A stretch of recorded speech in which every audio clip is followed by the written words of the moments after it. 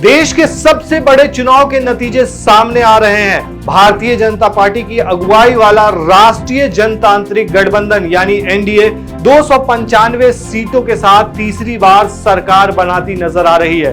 2014 और 2019 के चुनावी नतीजे के विपरीत इस बार बीजेपी बहुमत के लिए जरूरी जादुई आंकड़े से पीछे रहती नजर आ रही है। एन फैक्टर के साथ शुरू हुए इन चुनावों के नतीजों ने भी एन फैक्टर दे दिया है। दरअसल इस चुनाव की शुरुआत से ही एक एन फैक्टर जुड़ा हुआ था।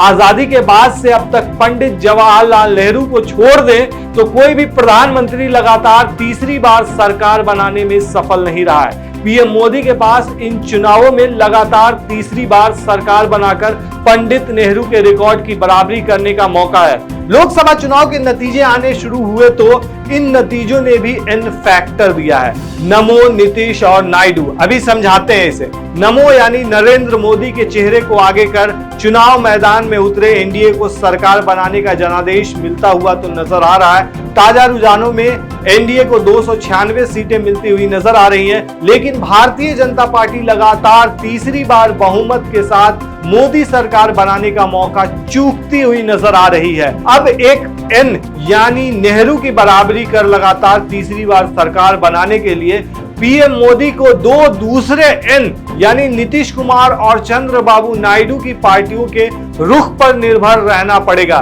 नीतीश कुमार और नायडू के रुख से ही सरकार तय होगी। दरअसल नीतीश की अगुवाई वाले जनता दल को 14 और नायडू की तेलुगु देशम पार्टी को 16 सीटें मिलती हुई नजर आ रही हैं। ये दोनों दल भी एनडीए के घटक दल हैं एक तरह से। अब एनडीए को मिल रही 295 में से इन दोनों की पार्टियों को मिल रही 30 सीटें घटा दें तो सत्ताधारी गठबंधन की टैली 265 सीट पर आ जाती है, जो बहुमत के लिए जरूरी 272 के जादुई आंकड़े से 7 कम है। नरेंद्र मोदी की तीसरी पारी नीतीश कुमार और नायडू के रुख पर ही निर्भर करेगी ऐसा लगता है।